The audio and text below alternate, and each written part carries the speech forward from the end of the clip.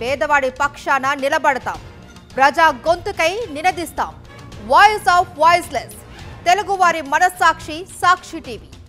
సాక్షి TV ప్రసారాల కోసం మీ స్థానిక cable ఆపరేటర్ను వెంటనే సంప్రదించండి. ఉమ్మడి మెదక్ జిల్లా వ్యాప్తంగా పలు చోట్ల నిర్మించిన డబుల్ బెడ్రూమ్ ఇళ్లు నిరుపయోగంగా మారాయి. ఇల్లు కేటాయించిన లబ్ధిదారులకు తాళాలు ఇవ్వకపోవడంతో చాలాసార్లు ఆందోళనలు నిర్వహించారు. ప్రజా సంఘాలు, వామపక్షాల ఆధ్వర్యంలో అధికారులకు వినతి పత్రాలు సమర్పించారు. నిర్మాణం పూర్తయి ఏళ్లు గడుస్తూ ఉండడంతో డబుల్ బెడ్రూమ్ ఇళ్ల అసాంఘిక కార్యకలాపాలకు అడ్డాలుగా మారాయి.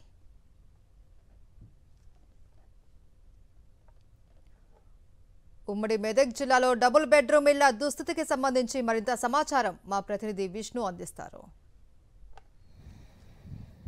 పేదల సొంత ఇంటి కల నెరవేర్చడం కోసం గత ప్రభుత్వం 2 పడకల గదుల ఇళ్లను మంజూరు చేయడం జరిగింది. రాష్ట్ర వ్యాప్తంగా లక్షలాది ఇళ్లను కేటాయించినప్పటికీ కూడా ఉమ్మడి మెదక్ జిల్లాలో మొత్తంగా 18,650 ఇండ్లను కేటాయించడం జరిగింది. అయితే వాటన్నిటి కూడా నిర్మాణాలు పూర్తయినప్పటికీ కూడా ఒక సిద్దిపేట మెదక్ నియోజకవర్గాల్లో తప్ప మిగతా ఎక్కడ కూడా లబ్ధిదారులకు ఇచ్చిన పరిస్థితి కనబడలేదు.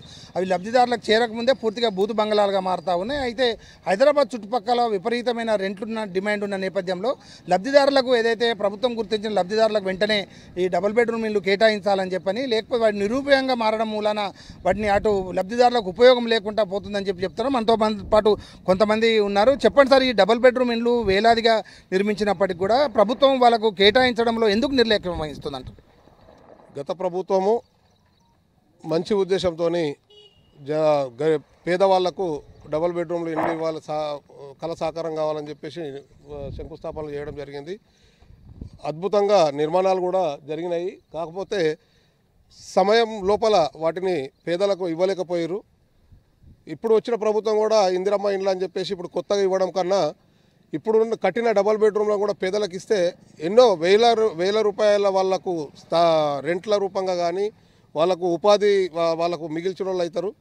కాబట్టి ఎంత తొందరగా వీలైతే అంత తొందరగా ఈ డబుల్ బెడ్రూమ్లని పేదలకు ఇవ్వాలని చెప్పేసి, అట్లా స్థానికులకు ఇవ్వాలని చెప్పేసి ప్రత్యేకంగా కోరుతున్నాము. ఈ గ్రామ పంచాయతీలు కూడా ఇప్పుడు మున్సిపాలిటీలు అయినాయి. ఇక్కడ కూడా వేలల్లో రెంట్లు ఉన్నాయి, 10,000, 15,000 రూపాయల రెంట్లు ఉన్నాయి. వాటన్నిటిని కూడా ఈ డబుల్ బెడ్రూమ్లు ఇట్లా పెట్టి శిథిలావస్థకు వచ్చే పరిస్థితులు ఉన్నాయి. ఇవి కూలిపోకముందే పేదలకు ఇస్తే వాటిని శుభ్రపరచుకొని వాళ్ళ నివాసం ఉండడానికి యోగ్యంగా ఉంటాయని చెప్పేసి ఈ సందర్భంగా కోరుకుంటూ, ప్రభుత్వానికి స్పెషల్గా రేవంత్ రెడ్డి గారిని కోరడం ఏమిటంటే ఈ డబుల్ బెడ్రూమ్లని సాధ్యమైనంత తొందరగా పేదలకు పంచాలని చెప్పేసి కోరుకుంటూ, ఇందిరమ్మ ఇళ్లను కూడా కొనసాగించాలి, అదేవిధంగా ఈ డబుల్ బెడ్రూమ్లను కూడా ఇవ్వాలని చెప్పేసి మరొకసారి నేను రేవంత్ రెడ్డి గారి ప్రభుత్వాన్ని నేను కోరుకుంటూ సెలవు తీసుకుంటాను.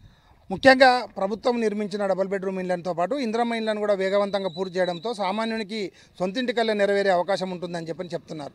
వీడియో జర్నలిస్ట్ నవీన్తో విష్ణు, సాక్షి టీవీ, సంగారెడ్డి జిల్లా.